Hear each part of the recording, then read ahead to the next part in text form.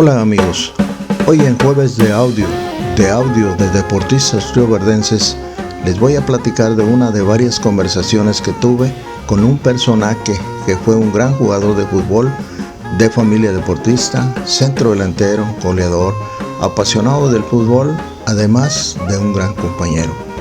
Él fue uno de los iniciadores del fútbol aquí en Río Verde, fue Ignacio Martínez Nachito. Platicando con él nos describió parte de su historia en este deporte. Al platicarnos de los inicios del fútbol en Río Verde nos decía: como ya les he platicado, en los inicios del fútbol en nuestra ciudad, unos de los que empezaron a traer ese deporte a Río Verde fueron los jóvenes que estuvieron en el seminario mayor. Ellos ya conocían las reglas y traían ya un dominio más depurado del mismo. Y uno de ellos fue Roberto Álvarez, el cual empezó a juntarse con nosotros y a enseñarnos las reglas y a explicarnos un poco más de cómo se debía jugar. Claro, nosotros a obedecer como dogma de fe. Si él decía que era fuera de lugar, pues entonces era fuera de lugar. Si decía que era penal, pues era penal. Nosotros nada más mirábamos y obedecíamos, embelesados por el amor que le teníamos a las patadas.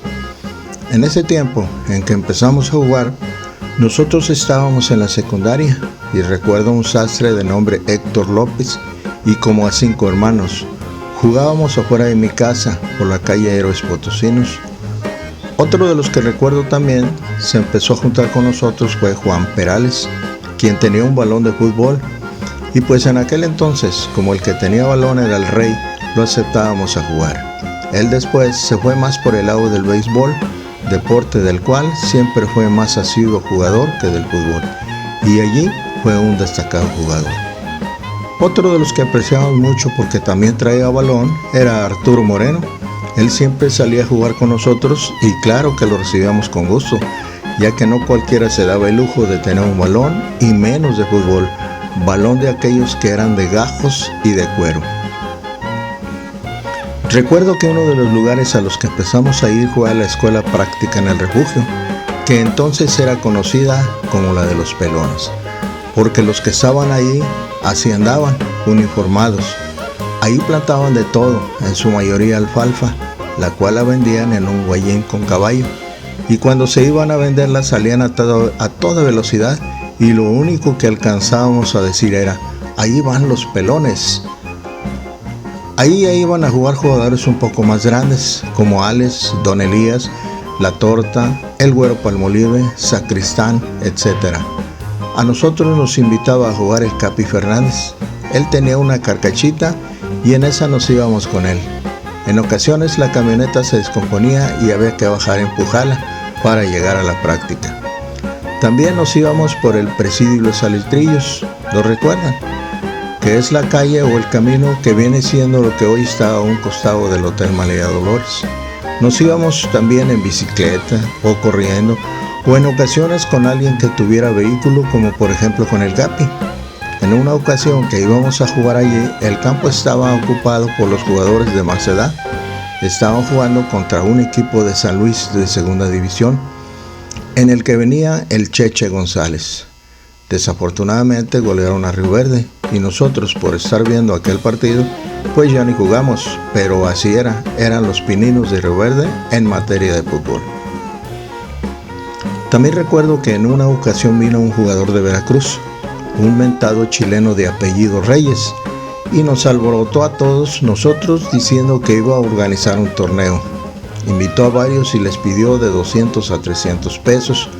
Como obviamente todos nos emocionamos, empezamos a juntar como pudimos el dinero que aquel chileno estaba solicitando para organizar el torneo.